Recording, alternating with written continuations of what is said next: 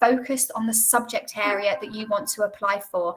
And a really good way to cut down, if you've got too much space, if you've got, say, 2 pages, is to really cut anything out that is not focused on the specific subject that you want to study. We need to be able to read that personal statement and know from it exactly your chosen career path.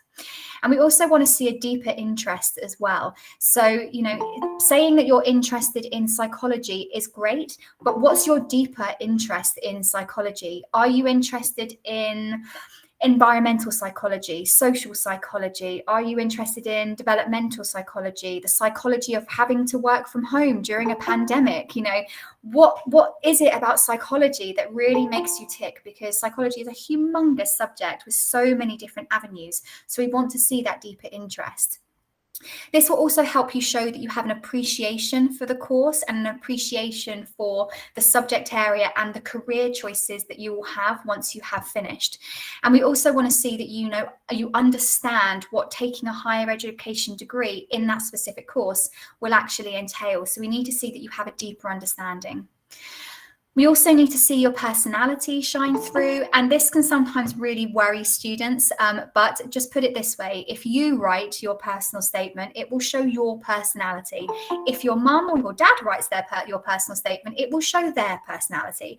So, the language that you use and the enthusiasm that you put into that personal statement, that positivity that you put in for that specific subject will really show that off. So do really consider that. As I said, it will be used throughout the admissions process. So think about your audience. The audience who are reading your personal statement will be central admissions staff who say perhaps they don't know the specific course, but then it could also be read by the academic teams as well. So you're at Surrey, for example, the politics head of politics, she reads all the personal statements that come through for all the students that apply, which is quite a lot, obviously. So do think of your audience. And also, as I said, it is your chance to speak to the admissions tutor. So do think about that and think about your audience and think about sort of showing off your skills to the university. If I could have the next slide, please, Abby. Great. And just thinking about structuring your personal statement. So as I said, it's 4,000 characters. And roughly speaking, 75% of your personal statement needs to be focused on the specific subject that you want to apply for. And 25% needs to be more focused on the extracurricular side. So you as a student and what you get up to outside of your academic life. Some universities will say 80%, some universities will say 70%. But I think what you need to take from that is the majority of your personal statement needs to be focused on your specific subject that you want to study and your reasons for wanting to study that subject, and your goals from wanting to study that subject as well. So one of the best ways to really start the personal statement is to really just start with a massive list of ideas. Just start listing out your skills, your hobbies, your achievements, everything that you think you might want to put into the personal statement, and then go through them and be really ruthless and cut out anything that really is not relevant to your specific subject. If I could have the next slide, Abby, please. We've got some examples of different questions you can ask yourself. So things that you can ask yourself to really help you make this list is, why do you want to study the subject? That's a simple, basic question that everybody could ask themselves. Why are you interested in that specific subject? What are your most relevant achievements? So if, for example, you're applying for something like biomedical sciences and you've attended a biomedical science summer school at a university, then that is really, really relevant. But if you're applying, as I said earlier, for something like maths and you're telling us about history, then that's not relevant at all. Some of you may have some future career goals that you might want to, need to get onto. If you want to be a veterinary surgeon, you need to do veterinary medicine. So that will obviously can come out in your personal statement. If you have any transferable skills, so say you've had a job in a coffee shop and you've been the team leader and you've managed staff, then that is, showing leadership, that's showing communication, which would work really well for a business management application at a university. So thinking about those transferable skills. Also, as I mentioned earlier, your deeper interests. Just saying that you're interested in history is not enough. What part of history are you interested in? History is huge. It's everything that is behind us, everything that has been. Is it ancient history you're interested in? Is it modern history? Is it American history? Is it British history? Is it East Asian history? You know, be more specific. Think about why you would be an ideal candidate as well. You know, you can really show off in your personal statement and really blow your own trumpet and, you know, really be positive about what you would bring to that course. And also, how can you show commitment to that course? I think the word commitment needs to be in your mind as you write this personal statement, because universities are looking for students who are committed to their subject, and they're looking for students who are going to participate in class and who are going to be excited about the subject area. Can I have the next slide, please, Abby? I think this is my last slide. So just a few other things to consider. So thinking about why you want to choose a subject area, thinking about your future career. If you've done any work experience that is relevant to the course. So if you're applying for law and you've had the opportunity to work in a law firm, that to me is very, very relevant. If you've done any taster days or summer schools or any extra projects, or if you've done any online courses, there are so many course providers out there that you can do free online courses. You know, if you've done any of those and they're relevant, do mention them. Any skills and interests that you particularly have. So a really basic example, if you're applying for music and you can play the guitar, for example, you might think that's relevant to put into your statement. The step up from school or college. So if you found that step from the middle schools up into higher school and into sixth form, if you found that difficult, how you overcame that, that might be something that you want to talk about in your statement. If you've done any further reading as well, if you've read any sort of higher education level textbooks about your specific subject and you found something interesting in them and they meant something to you, then by all means do tell us about that. And some students also do have something we call a pivotal moment, where you've been through something in your life and all of a sudden, then that's why you want to study that specific subject.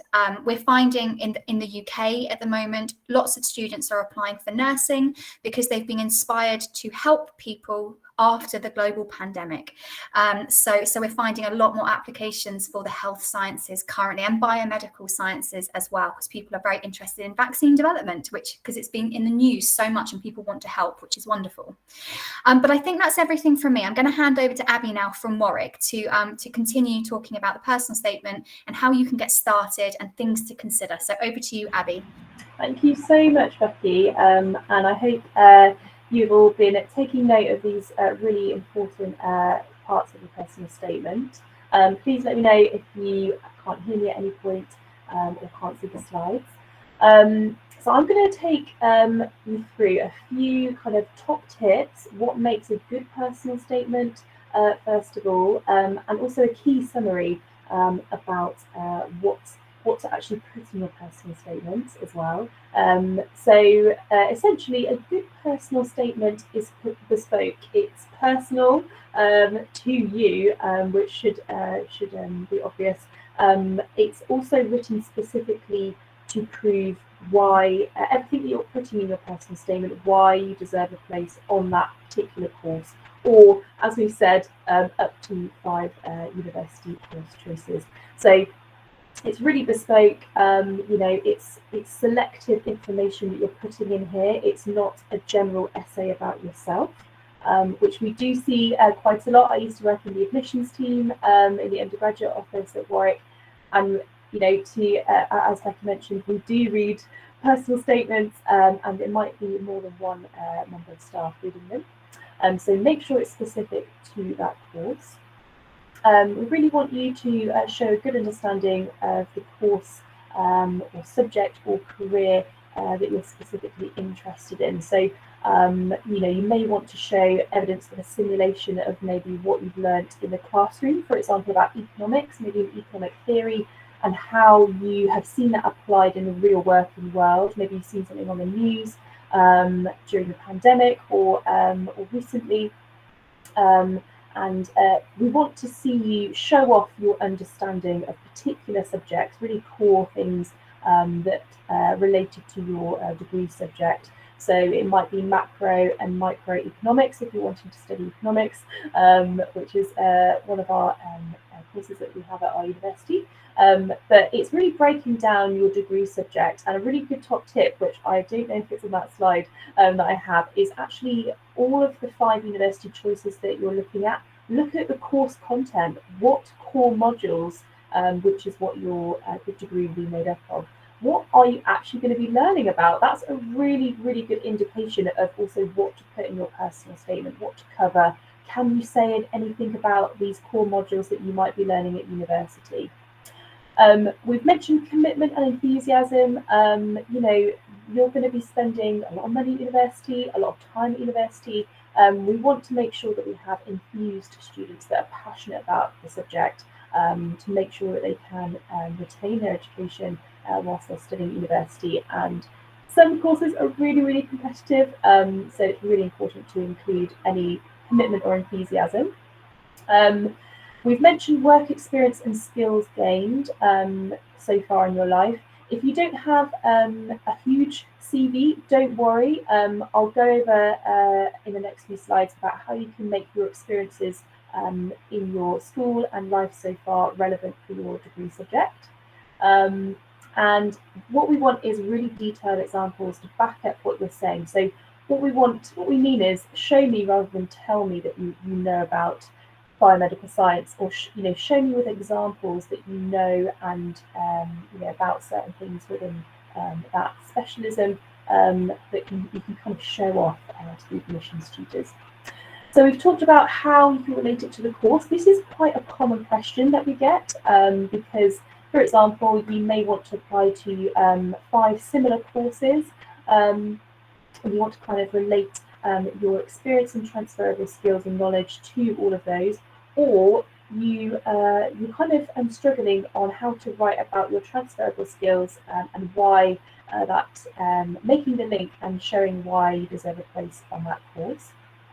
So relating it to the course, we really want you to evidence points with maybe analysis of wider reading. We've heard that already from Becky. There may be lots of online lectures that we've talked about already. Just because you may not be able to do work experience in person or go to a lecture in person doesn't mean you can't access that. We really want you to, when you're relating it to the course, we really want you to focus on your chosen course of study and relevant information about what you're learning at the moment, how that has prepared you to study your chosen degree course. And really thinking about the skills and knowledge you've gained from any extracurricular activities or work experience. And I'm going to go over this on how to do that a little bit later in one of my slides, which is the next slide. So we call this the ABC rule, and this is where you are you're using an action or experience. For example, you may work in a coffee shop, Becky's mentioned that already. What benefits and what transferable skills are you getting from your work experience at the coffee shop? And, for example, time management, we've said leadership skills, discipline maybe. So those things are relevant sometimes, and it's a good way to showcase those transferable skills which are relevant to your degree course. So you have to make sure you're being selective basically, and putting examples of showcasing your transferable skills and how they're relevant to your degree course and why you would be a good student at university studying that. So here's a few examples. We've got a drama production. So if you're part of a drama production at school, you may be on stage, you may be in the back stage team doing the technical things. These are some of the benefits that you can get from those experiences, whether it be engineering or biomedical science. All these experiences and what you get out of them and how you articulate these transferable skills will really help you demonstrate that you have really good teamwork skills. You may want to work in healthcare or maybe study medicine, and that teamwork skills are they're really, really relevant and important when you're wanting to study healthcare or medicine, for example. You may be a sports team captain. We've got lots of examples here of leadership, problem solving, strategy and planning. You definitely would use these, for example, if you're applying to engineering. And it's another example of a charity fundraiser and some more of the transferable skills that you can get from that. And hopefully this will start getting you thinking about your own experiences and how you can relate that to your chosen degree course. And I just want to reiterate here that your list of transferable skills and qualities will be unique to you, and it's your job to basically be selective and filter through those and figure out what you're going to say about them. How is that relating to your degree course? How is that showing that you're going to be a really good university student as well?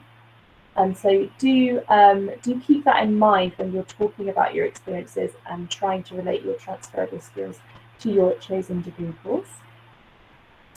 So I'm just going to quickly flick through some do's and don'ts, which we've spoken about already, but hopefully this will kind of, you'll be able to have some key take-home points with this. First of all, be positive about yourself and your achievements. You are essentially doing an elevator pitch in writing about why you deserve a place on this course. Keep editing drafts. As we said, start early. Make sure you're happy with the final edit. Do write in paragraphs and order your statement well. Ask others for opinion. So you've got a school counsellor. You've got people like me and Becky that maybe we can't read your personal statements, but we can give you some pointers. Speak to your parents or siblings, other friends that are going to university. Read it out loud as well, because sometimes you will pick up errors that you wouldn't normally. And be selective. This is a really key one. This is essentially how you will figure out what to put in your 4,000 characters and make it the most relevant and most interesting material. Some don'ts as well. So if applying to more than one university, don't mention a specific university. At Warwick in Surrey, we won't necessarily downgrade your application because of this, but I know that some universities do mind about this. So do think about your audience. Please don't exaggerate, lie, borrow ideas. Plagiarism is filtered by the UCAS system, as we've mentioned already. There are many cases of plagiarisms on personal statements, so be genuine. Don't also go crazy on the thesaurus and use really big complicated words. It's much better to be clear and concise. We've mentioned don't write lists or repeat yourself. There's a select amount of characters that you have, so make sure you use that well. We've mentioned about spelling and grammar mistakes, so always use word. And don't include humour in your personal statement. You would be surprised how many times people do this, and it's never taken very well. You want to be shown that you're taking this application seriously. And just in the last minute before we take questions, here's a key summary for you. So again, consider your audience. So the personal statement is to cover up to 5 university applications through UCAS. That could be 5 times 5 if there's 5 other university staff members that will read your personal statement at each university. So consider the fact that it may be a course selector, an academic in department that actually is going to read your personal statement. Be selective. This is very key. One of the most important things, being selective about what you're putting in your personal statement. We want you to have really specific examples to show why you deserve a place on the course. Proofread it, proofread it, and once you're happy with the final edit, keep it at that. Be positive about yourself when you are, talking about your experiences, and really talk about what you've learnt from these experiences. That's another kind of way to frame it. So hopefully that makes sense. Hopefully you've taken some information from today that you haven't known about already. But I think we have about 5 minutes to take some questions. Apologies if we've gone over a little bit of time. So I'm just going to stop sharing my screen, and then I'll just put our slide back up with our contact details. So if you have any questions, please drop me or Becky an email. We'll be more than happy to do so. So I think we've got a few questions in here. Yeah, so we have. So I did put our contact details in the chats, but if we share the screen again, and anyone can grab them because they might fly up to the top as questions get asked. We've got a really good question of how would you structure the personal statement? So we did obviously say a little bit earlier. So I would say 75 to 80% of your personal statement should be focused on your subject. And normally, if it's a page of A4, you need to split that into paragraphs. So we would say start with a really strong opening introduction, but I would get to the point about you and about why you want to study that subject as soon as possible. Don't start your personal statement with an introduction about what the subject of biology is, because we know we teach it at higher education levels. So get into it, just sort of maybe introduce yourself and then get straight to the point about why you are, like, what you know about that subject and why you want to study that subject and what inspires you about that subject. I would then say that 25%, 20% of your personal statement should be more extracurricular. So if you say you've got a job outside of school, or if you do volunteering, for example, you've got transferable skills, or you've helped with a specific project outside of your academic life, then you can think about those transferable skills. So I hope that answers your question, Alexandra, who's the person who asked that question. But yeah, if you have any more questions, do pop them in. We have had a question here that says, can we have some examples of good versus bad personal statements? We don't have time today to show you those, but you can find a lot of information on the internet, and also your school counsellor will probably have some good examples as well. And yeah, we'll have other times we'll be able to see. And we can, if you come to our stand, we can share a link with you perhaps. Absolutely. I think with that question as well, when you're talking about maybe a summer school that you've been to or a book that you've read, if you're not actually telling us what you've learned from that and why, what kind of skills and knowledge you've learned about that particular experience, saying that, I attended a summer school at Imperial and I stayed with accommodation at university, is kind of irrelevant. We want to know what you've learned. It's very nice talking about these things, but why do these experiences and skills make you a good candidate for the course? I think we've also another question coming. Yeah, so we've had one that says, if you have any sort of extracurricular activity that you've done outside of school, but it's related to the subject, is that kind of the 75% of the 25%? The first thing I would say is don't worry too much about that. Don't count and be like, oh my gosh, I've got 82% subject related. It's but yeah, but if it's related to your subject, then it would go into the subject related bit. We actually call that extracurricular but related to the subject. In the UK, we call that supercurricular, because it shows that commitment one step further, because you're doing stuff in your own time outside of school related to your subject. So that stuff's really good to put in there. So if you've got outside of school activities that you've done that are related to your subject, cram those in. That's a really good thing to be able to put in there. Perfect. Sorry about the noise background there, guys. No, my dog hasn't barked yet, so good. I think that rounds up our session quite nicely. But do feel free to drop us an email, either of us, or speak to us in our booths. Yeah, come and visit us on our stands. So thanks so much for everyone for joining. It's been really lovely to help you on this particular subject. Thank you, everybody. Have a great rest of the event.